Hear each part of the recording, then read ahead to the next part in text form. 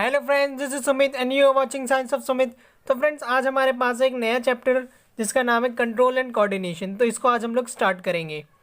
Friends, ये biology का second chapter है इस बुक के अंदर। जिससे पहले हम लोगों ने पढ़ा था लाइफ प्रोसेस, जिसके अंदर हम लोगों ने बहुत सारे लाइफ प्रोसेसेस देखे थे, जैसे कि न्यूट्रिशन हो गया, डाइजेशन हो गया, एक्सक्रीशन हो गया, बहुत सारी चीज़ें देखी थी, जिसमें सर्कुलेशन भी आ गया था, ट्रांसपोर्टेशन था। तो बहुत सारी चीज़ें थी जो कि इम्पॉर्टेंट थी लाइफ को मेंटेन रखने के लिए, इसलिए उन्हें बोला जाता था लाइफ प्रोसेसेस। तो अब क्वेश्चन वे कि हम लोगों ने पहले वो चैप्टर पढ़ा लाइफ प्रोसेस, उसके अंदर हम लोगों ने बहुत सारी प्रोसेसेस देखी। अब क्वेश्चन ये है कि वो प्रोसेस जो भी हम लोगों ने पढ़ी वो किस तरीके से, मतलब कौन सा ऐसा बॉडी के अंदर वो कौन सा सिस्टम है जिसकी वजह से वो सारे रेगुलेट होते हैं। फॉर एग्जाम्पल, इस चैप्टर के बारे में आपको एक इंट्रोडक्शन देने की कोशिश करता हूँ। जैसे कि मान लीजिए, अगर मैं किसी हॉट ऑब्जेक्ट पे, जैसे कि कोई एक हॉट ही ऑब्जेक्ट, जैसे बिल्कुल गर्म कोई ऑब्जेक्ट है, उस पर मैं अगर हाथ रख देता हूँ तो एकदम मैं रिफ्लेक्स एक्शन देता हूँ कि उससे हाथ हटा लेता हूँ एकदम एक झटके से। तो वही है कि मुझे कैसे पता चले कि वो ऑब्जेक्ट गर्म है या ठंडा है, कुछ ज़्यादा ही गर्म है, कुछ ज़्यादा ठंडा है, जिससे मेरी बॉडी के स्किन को हार्म हो सकता है। तो इसलिए मैं एकदम रिफ्लेक्स एक्शन देता हूँ उस ऑब्जेक्ट के थ्रू, उस ऑब्जेक्ट के अगेंस्ट, सॉरी। ठीक है, तो वो कैसे होता है, हमारी बॉडी को कैसे पता चलता है, ब्रेन को कैसे पता चलता है, पूरा सिस्टम क्या है, और मैं फिर ब्रेन को पता चलता है तो ब्रेन कैसे मुझे बोलता है कि हाँ अब उस ऑब्जेक्ट से हाथ हटा लो, क्योंकि वो एकदम सडन एक क्विक एक्शन होता है। तो वो कैसे होता है, वो सारी चीज़ें हम लोगों को इस चैप्टर के अंदर पता चलेंगी। तो चलिए स्टार्ट करते हैं चैप्टर कंट्रोल एंड कोऑर्डिनेशन।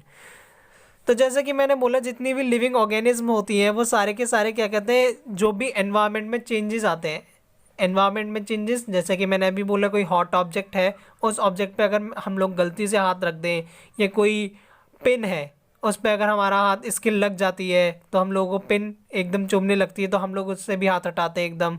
कोई गर्म ऑब्जेक्ट, कोई ठंडी ऑब्जेक्ट, किसी भी तरीके का कोई चेंज जो एनवायरनमेंट में, नॉर्मली जो हमारे पास एनवायरनमेंट है, हम लोग जो रह रहे हैं उसमें हम लोग कोई ऐसा क्विक एक्शन नहीं करते। अगर एनवायरनमेंट में कुछ ज़्यादा ही गर्मी आ जाए, जैसे कि इन समर डेज, जैसे कि जून या जुलाई के जो महीना होता है उसमें बहुत ज़्यादा गर्मी लगती है, स्क्रॉचिंग बोलते हैं, स्क्रॉचिंग हो रही है। ठीक है, तो इतनी ज़्यादा होने के बाद हम लोग एक एक्शन करते हैं उसके अगेंस्ट। ठीक है, हम लोग अपने आप को कूल रखना पसंद करते हैं, ठंडी चीज़ें खाते हैं। ठीक है, तो एनवायरनमेंट के अगेंस्ट हम लोग कुछ ऐसा काम करते हैं जिससे हम लोग अपने आप को मेंटेन रख सकें, अपनी बॉडी को मेंटेन रख सकें, कंट्रोल कर सकें, और पूरी बॉडी कोऑर्डिनेट हो। ठीक है ना, तो इसी चैप्टर के अंदर हम वो सारी चीज़ें समझने वाले हैं।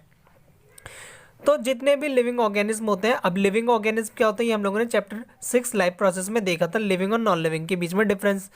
ठीक है, तो वो सारे लिविंग ऑर्गेनिज्म ये काम करते हैं। तो जो भी लिविंग ऑर्गेनिज्म है, एनवायरनमेंट चेंजेस में मैंने आपको बोला कि अभी वो रिस्पॉन्ड करते हैं।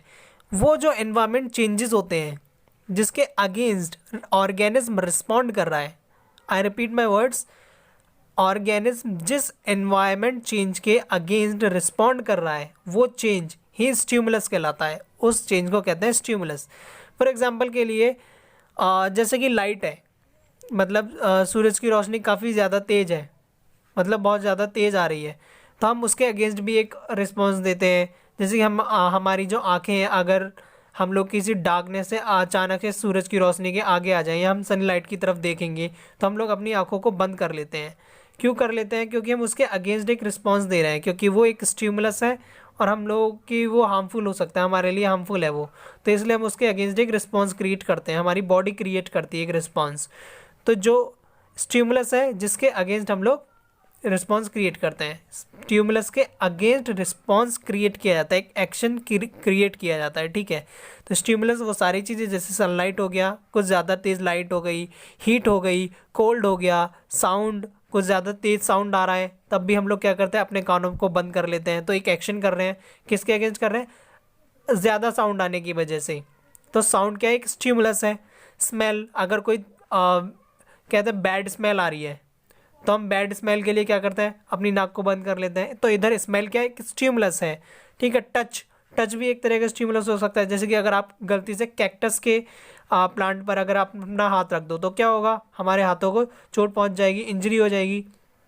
तो वहाँ टच क्या है? एक तरह का टच क्या है? इधर स्टिमुलस है कि हम लोग यहाँ टच नहीं कर, ये जो स्टिमुलस है इसके अगेंस्ट मुझे रिस्पॉन्स क्रिएट करना है। तो स्टिमुलस जो एनवायरनमेंट में चेंज है और जिसके अगेंस्ट हम लोग रिस्पॉन्स क्रिएट कर रहे हैं वो स्टिमुलस ही होता है जिसके अगेंस्ट हम लोग रिस्पॉन्स हमारी बॉडी क्रिएट कर रही है। ठीक है, तो ये सारी चीज़ें मैंने आपको बताई।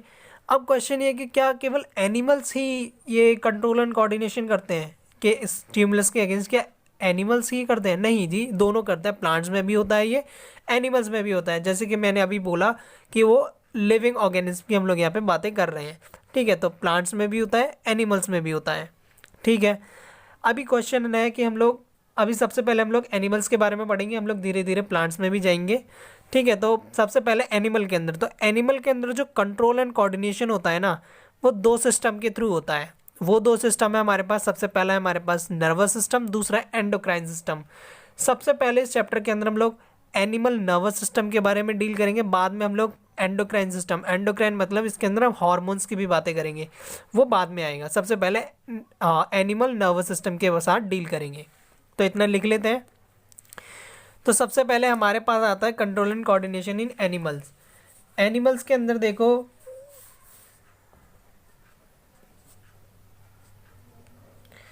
एनिमल्स के अंदर जो कोऑर्डिनेशन होता है वो दो तरीके से होता है। एक होता है एनिमल्स के अंदर नर्वस सिस्टम,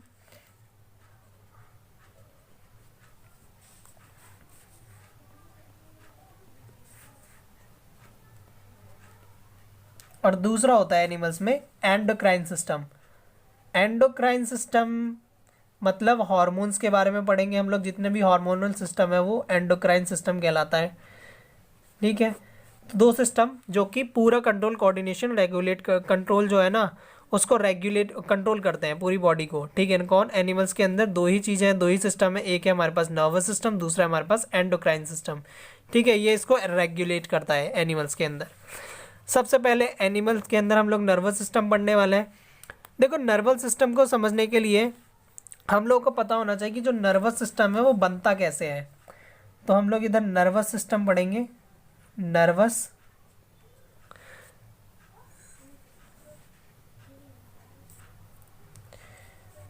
सिस्टम,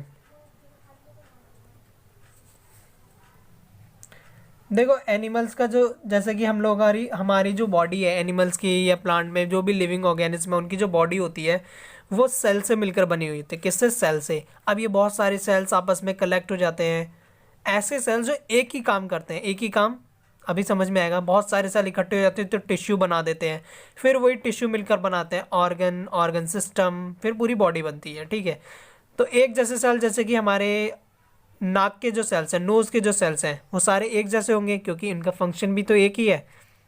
ठीक है, उनका फंक्शन क्या है? स्मेल करना। तो सारे सेल्स एक जैसे होंगे फंक्शन में, एक साथ मिलेंगे, एक टिश्यू बनाएंगे। ठीक है, तो सेल मिलकर टिश्यू बनाते हैं। इसी तरीके से एक टिश्यू जब इकट्ठा होता है तो एक सिस्टम क्रिएट करते हैं, ऑर्गन सिस्टम इस तरीके से क्रिएट करते हैं। ठीक है, जैसे हमारे सर्कुलेशन के लिए क्या है? सर्कुलेशन में सर्कुलेटरी सिस्टम, रेस्पिरेशन के लिए रेस्पिरेटरी सिस्टम। ठीक है, और इस एक्सक्रीशन के लिए एक्सक्रीटरी सिस्टम, डाइजेशन के लिए डाइजेस्टिव सिस्टम। तो बहुत सारे सिस्टम्स हैं हमारी बॉडी के अंदर। इसी तरीके से जो मैसेजेस हैं, जैसे कि कोई रिस्पॉन्स क्रिएट करना है किसी के अगेंस्ट, जैसे मैंने अभी आपको बहुत अच्छा एग्जांपल दिया था हॉट रॉड, या हम लोग किसी हॉट ऑब्जेक्ट के ऊपर हाथ रख देते हैं तो हमारी बॉडी, हमारा ब्रेन जो है वो एक रिस्पॉन्स क्रिएट करता है। तो वो कैसे क्रिएट होगा? वो क्रिएट होता है इस नर्वस सिस्टम के थ्रू।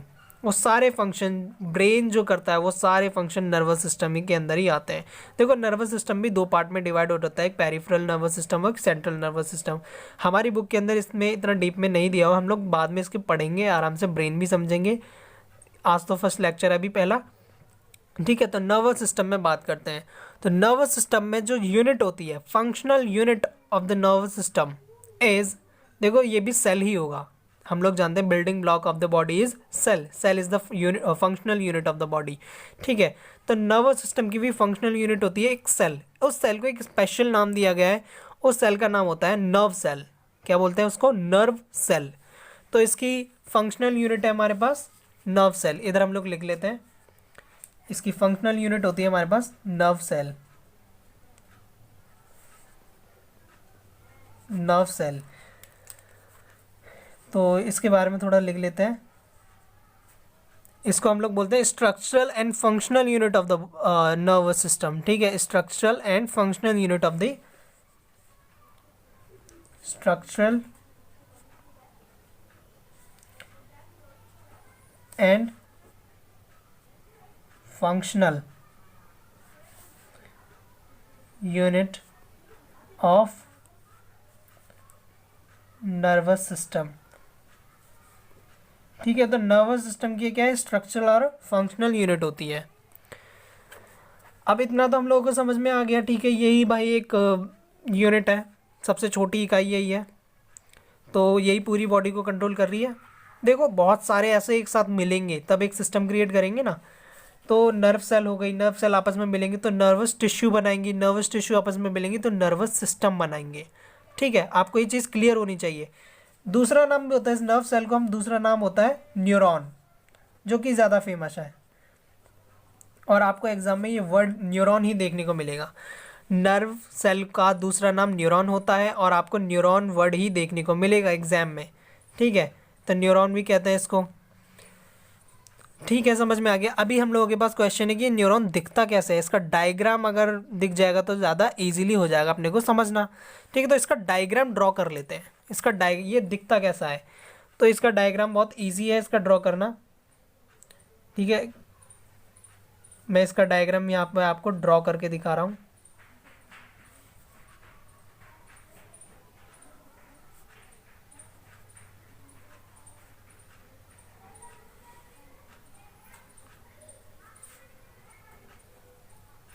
इस तरीके से कुछ धीरे धीरे हम यहाँ पे डायग्राम इसका ड्रॉ कर रहे हैं।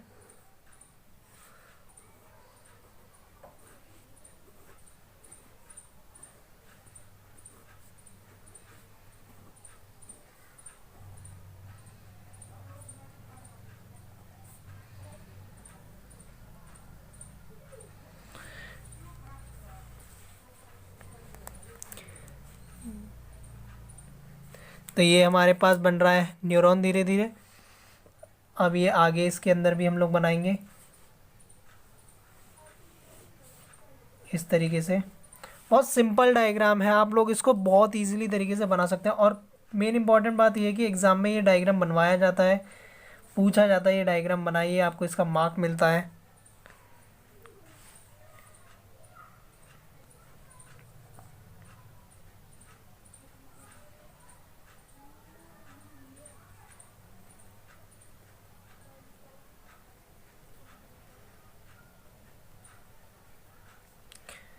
जैसे मैं ये डायग्राम बना रहा हूँ एग्जैक्टली इसी तरीके से ये डायग्राम ड्रॉ कर सकते हैं। ठीक है, तो इस तरीके से ये डायग्राम कुछ कुछ होता है। ठीक है, अब इसके अंदर एक चीज़ और होती है, वो मैं यहाँ पे आपको ड्रॉ करके दिखा देता हूँ। वो होती है यहाँ,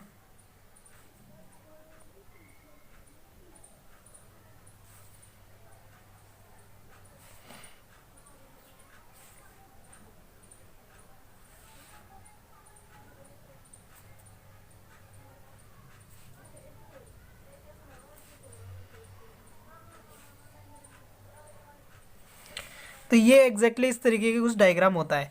अभी देखो मैं इसकी नेमिंग बता देता हूँ आपको। ये है हमारे पास न्यूरॉन, पहली बात तो ये हमारे पास न्यूरॉन है,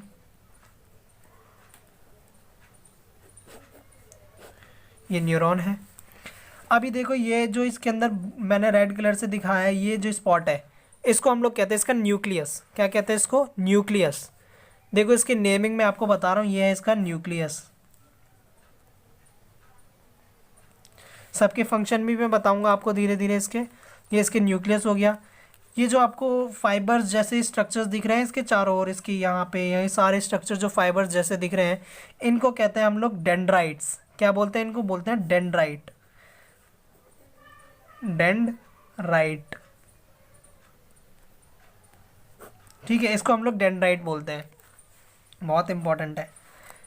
इसके बाद मैंने यहाँ पे ये जो पूरा स्ट्रक्चर, यहाँ पे मैं इसको ब्लू कलर से दिखाने की कोशिश करता हूँ। ये जो स्ट्रक्चर है पूरा का पूरा, जो स्पेस खाली रह गया है, न्यूक्लियस को छोड़ दो, बाकी जो स्पेस इसके अंदर खाली रह गया है, ये जो मैंने अभी ब्लू शेड कर दिया है इसको, इस स्पेस को हम लोग बोलते हैं सेल बॉडी। इसको बोला जाता है सेल बॉडी। तो मैं इसको यहाँ से दिखा देता हूँ। This is called cell body. इसकी नेमिंग बहुत इंपॉर्टेंट है, याद रखना प्लीज़, क्योंकि आपसे पूरा डायग्राम बनवाएगा तो आपको लेबल भी करना पड़ेगा। तो इसको बोलते हैं सेल बॉडी। इसके बाद इसके अंदर ये जो मैंने लंबा सा ये जो एक बनाया, ये पूरा वायर जैसे ये आपको नीचे को दिख रहा होगा इतना बड़ा, दिस पोर्शन इज कॉल्ड, ये जो पोर्शन है मैं इसको थोड़ा इस कलर से दिखा रहा हूँ, ब्लैक कलर से, ब्लैक शेड कर देता हूँ जिससे आपको थोड़ा हाईलाइट हो जाए। इसको हम लोग बोलते हैं axon. What does it called? It called axon. Axon बहुत इंपॉर्टेंट फंक्शन है इसका, एक्सॉन का, ठीक है। और ये फाइनली ये जो ये आपको दिख रहे हैं, ये जो लास्ट में है जिसको मैंने ग्रीन शेड कर दिया है, ये जो फाइनली आपको ये दिख रहे हैं, these are called nerve ending. What does it call? It called nerve ending. So इसे नर्व एंडिंग बोलते हैं, नर्व, क्योंकि ये पूरा नर्व था ना, नर्व सेल थी, ये न्यूरॉन बोलते हैं जिसको हम लोग, इसका एंड हो गया ना यहाँ पे, तो नर्व एंडिंग, ठीक है। अब देखो मैं इसके फंक्शन बताऊंगा आपको, धीरे धीरे सब चीज़ समझ में आ जाएगी आपको बिल्कुल अच्छी तरीके से। इसको बोलते हैं नर्व एंडिंग। अब देखो एग्जैक्टली होता क्या है, मैंने जैसे कि आपको अभी एक एग्जांपल दिया था कि मैंने हॉट प्लेट पे किसी हॉट ऑब्जेक्ट पे अपना हाथ रख दिया गलती से, और फिर मैं तो तुरंत हटा लूँगा क्योंकि ये सारा काम मेरे ब्रेन ने कर लिया, मुझे सिग्नल दे दिया भाई हाथ हटा लो वहाँ से, मैंने हाथ हटा लिया, ठीक है, ये सारा काम मैंने वहाँ से कर दिया। अभी क्वेश्चन ये है कि ये इतना क्विक एक्शन, इतना सडन एक्शन कैसे होता है, कौन करता है? तो वो काम करता है वो ये न्यूरॉन, वो ये न्यूरॉन ही होता है, वो सारा काम जो ये करता है। अभी देखो आप मेरे से क्वेश्चन पूछ सकते हैं कि ये जो मैंने ये ब्लू कलर से यहाँ पे जो इतने बड़े बड़े स्ट्रक्चर्स यहाँ बनाए हैं, ये क्या है, ये स्ट्रक्चर्स क्या है?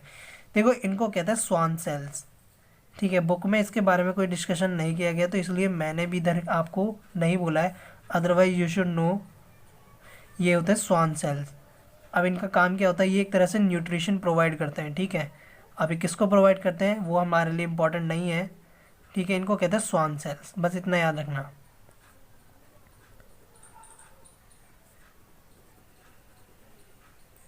स्वान सेल्स, ठीक है, लिख देते हैं चलो, स्वान सेल्स, ठीक है। अभी क्या हुआ, जो हमारी पूरी बॉडी रिस्पॉन्स तो क्रिएट हुआ, कैसे करते हैं फंक्शन? देखो जैसे ही हॉट प्लेट पे ऑब्जेक्ट पे, देखो हमारे पूरे नर्वस सिस्टम में प्रेजेंट होता है ये, ठीक है। हमारे स्किन के हर एक पार्ट में ये प्रेजेंट है, यहाँ पे मतलब प्रेजेंट होता है हमारे स्किन में भी, ठीक है।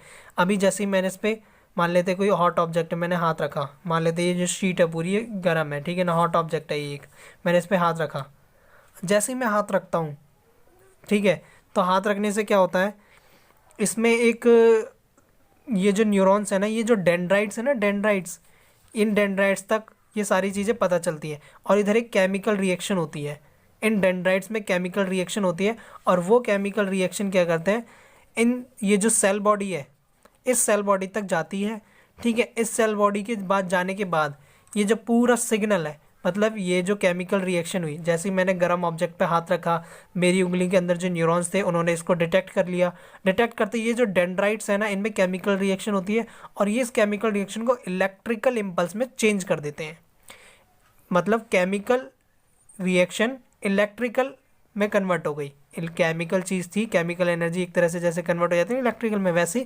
केमिकल रिएक्शन ने इलेक्ट्रिकल इम्पल्स यानी एक तरह का सिग्नल जनरेट कर दिया, ठीक है।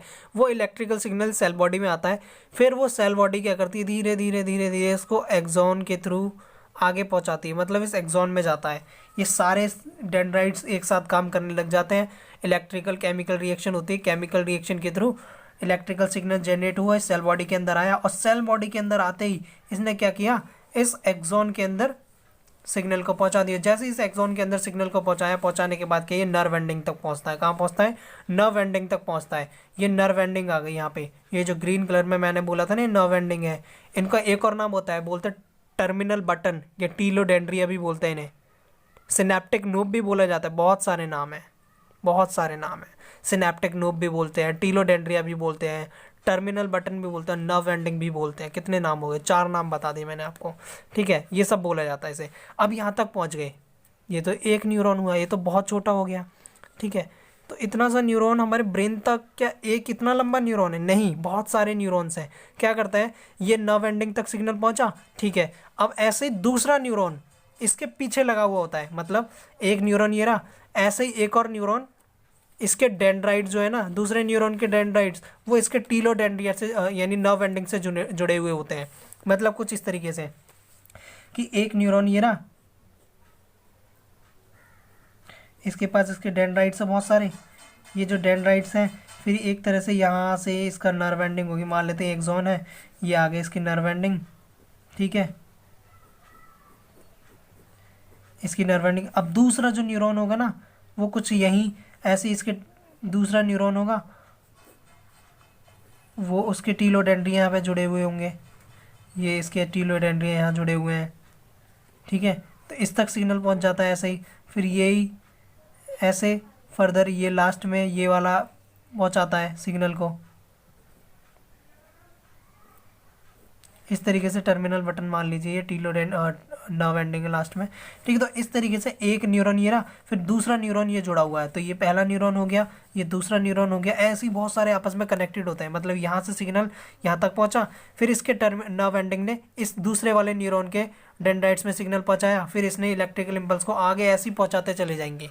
अब फाइनली कहाँ होगा, फाइनली हमारे ब्रेन तक पहुंच जाता है सिग्नल, फिर ब्रेन इसको डिटेक्ट करता है, ब्रेन बोलता है कि हाँ ठीक है, मुझे पता चल गया कि आपने गर्म ऑब्जेक्ट पे हाथ रख दिया, अब वहाँ से हटाना है। फिर ब्रेन रिवर्स एक अलग रिस्पॉन्स क्रिएट करके, एक्शन क्रिएट करके देता है कि वहाँ से हाथ हटाना है। ये सिग्नल यही नर्वस टिश्यू जो है, न्यूरॉन्स जो है, ये नर्व सेल जो है, ये हमारे हाथ तक लेकर आते हैं। हाथ तक कहाँ लेके जाएंगे, ये लेके जाएंगे हमारी मसल्स तक। मसल, क्योंकि मसल ही तो है जो हमारे हाथों को मूव करवाती हैं, ठीक है। तो मसल्स हमारे हाथों को इस तरीके से मूव करवा रही हैं, तो मसल्स तक लेके जाएंगे, यही नर्वस टिश्यू। उल्टा अब ब्रेन ने इनको कमांड दिया है कि ब्रेन बोलेगा कि अब ये काम करो, ठीक है, तुमने ये तो कर दिया, अब ये काम करो। तो फिर ब्रेन तक ये सारे सिग्नल फिर लेकर आते हैं, ब्रेन से लेकर आते हैं हमारे मसल तक। फिर इसी तरीके से ये इम्पल्स ऐसे ही दूसरी तरह अब जो ब्रेन ने कमांड दिया, ब्रेन वाले कमांड का जो रिस्पॉन्स है वो यहाँ से यहाँ से यहाँ से यहाँ से फिर जाता जाएगा। फाइनली एक मसल का सेल आएगा, मसल सेल आएगी, तो मसल सेल तक जाएगा। मसल है ये हमारे पास, मान लेते हैं मसल सेल, ठीक है ना, यहाँ तक एक्शन जाएगा। और फिर मसल को पता चले कि अच्छा ब्रेन ने एक कमांड दिया, ये काम करना है, फिर ब्रेन का कमांड पढ़ लेती है और मसल सेल क्या करती है, हमारे हाथ की मूवमेंट करवाएगी और हमारा हाथ वहाँ से हट जाएगा। तो इस तरीके से पूरा का पूरा फंक्शन होता है। अभी देखो मेरे को समझाने में कितना टाइम लगा, लेकिन ब्रेन को ये कमांड देने में भी टाइम नहीं लगता। हमने हाथ रखा और ये हटाया, तो इतनी जल्दी कोई एक्शन, सडन एक्शन होता है। सोच सकते हैं कितना फास्ट है, ये कितना फास्ट है, ठीक है। तो बहुत ज़्यादा फास्ट होता है। ये पूरा मैकेनिज्म मैंने आपको बता दिया, जो इसका कोर पार्ट था आज के टॉपिक का, मैंने कोर पार्ट आपको बता दिया एक्चुअली इसके अंदर था क्या पूरा, ठीक है। इसके बाद हमारे पास कुछ ज़्यादा कुछ खास नहीं बचता। मैं आपको बस थोड़ी सी चीज़ें के नाम बता देता हूँ, जैसे कि कुछ नेमिंग वगैरह बता देता हूँ नर्वस सिस्टम के अंदर, कि जो कंट्रोल एंड कोऑर्डिनेशन जो हमारे नर्वस टिश्यू या मस्कुलर टिश्यू, जैसे मैंने भी बोला था ना, नर्वस सिस्टम के अंदर भी न्यूरॉन्स और मस्कुलर टिश्यू दोनों काम करते हैं। अभी हमारे न्यूरॉन्स ने काम किया ना, और फिर लास्ट में जाके एक्शन का हुआ, मसल ने उसको एक्शन को परफॉर्म किया पूरा लास्ट का, ठीक है, तो मसल ने भी किया। तो नर्वस टिश्यू जो होता है एक तरह के क्या नर्व सेल्स के मिलकर बने हुए, यानी न्यूरॉन्स के मिलकर बने हुए, जैसे मैंने भी आपको बताया था। ये सब क्या करते हैं, इलेक्ट्रिकल इम्पल्स को एक पार्ट से, बॉडी के एक पार्ट से दूसरे पार्ट तक लेके जाते हैं। एक पार्ट जैसे बोला ना कि अभी हाथ में से लेके हमारे ब्रेन तक ले गए, फिर ब्रेन से हाथ तक लेकर आए, या कहीं पे भी जहाँ पे भी चेंजेस हो रहे हैं, स्टिमुलस जिस हमारे बॉडी पार्ट के लिए, वहाँ तक ये सारे सिग्नल लेके जाते हैं, सारा काम करते हैं। मतलब इतना याद रखना है, एक पार्ट से दूसरे पार्ट तक लेके जाते हैं सिग्नल्स को, इलेक्ट्रिकल सिग्नल्स को, कहाँ से, एक पार्ट से दूसरे पार्ट तक बॉडी के, ठीक है। अब एक टर्म आती है जिसे हम कहते हैं रिसेप्टर्स। बहुत इंपॉर्टेंट टर्म है, क्योंकि आपको इस चैप्टर के अंदर बार बार देखने को मिलेगी। रिसेप्टर्स क्या होता है, एक नंबर के लिए डेफिनेशन भी इंपॉर्टेंट है, पूछा जाता है व्हाट इज रिसेप्टर। तो रिसेप्टर क्या होता है, एक तरह के स्पेशलाइज्ड टिप्स होती हैं, मतलब कुछ नर्व सेल्स हैं, वो क्या कहते हैं कुछ अपने ही स्पेशल, देखो कुछ नर्व सेल्स जो होती हैं ना, उनके स्पेशल टिप्स होती हैं। जैसे कि कोई जैसे स्मेल की बात करें, अब स्मेल के रिसेप्टर्स कहाँ मिलेंगे। स्मेल मतलब कोई स्मेल आ रही है, अच्छी भी हो सकती है, बैड स्मेल भी हो सकती है, ठीक है। तो वो जो स्मेल आ रही है, या फ्रेग्रेंस बोल सकते हैं ना, फ्रेग्रेंस हो तो हम लोग कहाँ से पता चलता है, हमारी नोज से पता चलता है। क्यों? क्योंकि उस स्मेल के जो रिसेप्टर्स हैं जिसके साथ जाके वो जो डिटेक्ट करेगा, उसके जो नर्व सेल्स हैं, स्पेशल नर्व सेल्स जो हैं, वो हमारे नोज़ के अंदर प्रेजेंट हैं। तो इसलिए बोलते हैं वो रिसेप्टर्स हैं उसके। तो इसको इस तरीके से बोल सकते हैं, specialise tips of some nerve cells that detects the information from the environment. तो इन्वायरमेंट से जो भी इंफॉर्मेशन होती है उसको डिटेक्ट करने के लिए हमारे बॉडी के अंदर कुछ स्पेशल नर्व सेल्स भी होते हैं। स्पेशल स्टिमुलस के लिए स्पेशल नर्व सेल्स, यानी स्पेशल इन्वायरमेंट चेंज के लिए, इन्वायरमेंट इन्फॉर्मेशन के लिए स्पेशल नर्व सेल्स होती हैं जिन्हें हम लोग रिसेप्टर बोलते हैं। ये जो रिसेप्टर्स होते हैं हमारे सेंस ऑर्गन्स में भी लोकेटेड होते हैं। जैसे मैं भी आपको बताऊंगा कुछ नाम, तो वो चीज़ें आपको याद रखनी होगी। ठीक है, मैं आपको यहाँ लिख के दे देता हूँ जिससे आपको थोड़ा ईजी हो जाए। तो फ्रेंड्स यहाँ पे मैंने आपके लिए लिख दिया है पहले रिसेप्टर क्या होता है। तो रिसेप्टर की डेफिनेशन जैसे मैं आपको बता चुका हूँ एग्जैक्टली वही है। ठीक है, यह मैंने आपको नोट्स में प्रोवाइड कर दिया है। जो इंपॉर्टेंट इन्फॉर्मेशन मैं आपको देना चाहता हूँ, जो आपको एनसीईआरटी में इनकम्प्लीट मिलेगी, मतलब पूरी तरीके से नहीं मिलेगी, वो आपको थोड़ा सर्च करने के बाद ही मिल सकती है, वो मैं आपको प्रोवाइड कर देता हूँ। जैसे कि हमारे पास जो हमारे सेंस ऑर्गन्स हैं वो 5 होते हैं, जैसे कि ईयर हो गया, कान, नाक हो गया, नोज़ हमारे पास, स्किन हमारे पास जो हमारी त्वचा हो गई, ठीक है, आइज़ हमारे पास हमारी आंखें हो गई, टंग जो हमारी जीभ हो गई। तो ये हमारे पास हमारे 5 सेंस ऑर्गन्स होते हैं। ठीक है ना। सबसे पहले की बात करते हैं ईयर। ईयर के अंदर देखो कान जो होते हैं हमारे, वो काम क्या करते हैं, सुनने का काम करते हैं। Hearing is the function of our ear. ठीक है ना, हमारे कानों का काम जो है वो हियरिंग है। उसके अंदर जो रिसेप्टर्स होते हैं हियरिंग के लिए, कौन से रिसेप्टर्स हैं, फोनो रिसेप्टर्स। देखो यहाँ पे आपको कन्फ्यूजन हो सकती है वो आगे, क्योंकि आइज़ के अंदर होते हैं हमारे पास फोटो रिसेप्टर्स, ईयर के अंदर होते हैं फोनो रिसेप्टर्स। देखो मैं आपको एक ट्रिक बताता हूँ जिससे आप इसको याद रखें। ईयर के अंदर फोनो रिसेप्टर को कैसे याद रखना है, फ़ोन से। जैसे हम फ़ोन जब भी कोई कॉल आती है तो हम लोग फ़ोन को कहाँ पकड़ते हैं, अपने कानों पर रखते हैं। तो फोनो रिसेप्टर मतलब कहाँ होंगे, फोनो रिसेप्टर्स हमारे ईयर पर होंगे। ठीक है ना। तो इसलिए फ़ोन से कनेक्ट करके रखना कि फ़ोन कहाँ होता है, कानों पर, तो इसलिए फोनो रिसेप्टर्स होते हैं उसमें। आइज़ में हमारे फोटो रिसेप्टर्स, क्योंकि आई एक तरह की हमारी बॉडी के अंदर क्या है, कैमरे की तरह है। एक हमारी आइज़ जो है हम कैमरे की तरह है। ठीक है, तो कैमरे से हम लोग क्या करते हैं, फ़ोटोज़ क्लिक करते हैं।